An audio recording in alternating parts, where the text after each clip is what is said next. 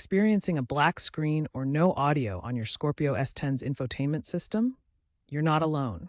These are common issues, often stemming from software glitches or electrical problems.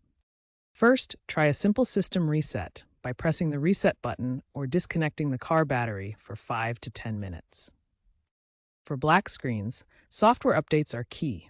Check if your model supports over-the-air OTA updates from Mahindra. If not, visit a dealership for a firmware patch. No audio issues often link to blown fuses. Check the 10A fuse. If you have experience with electrical work, inspect speaker wiring for loose connections.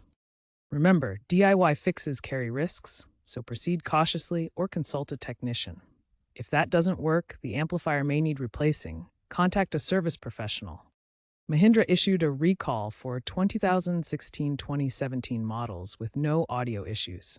Check if your vehicle is affected. If basic troubleshooting fails, use an OBD2 scanner to check for error codes that pinpoint specific issues. Ensure your system is properly grounded to prevent electrical noise that can cause failures. Mahindra is shifting towards AI-driven diagnostics in newer updates, potentially preventing black screens. Hybrid infotainment systems are becoming standard, improving reliability.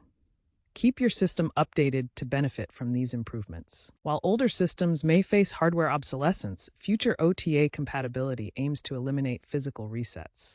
If all else fails, consider professional diagnostics. Improper DIY resets can void warranties or cause permanent damage. The long-term trend favors user-friendly apps for self-diagnosis, improving reliability.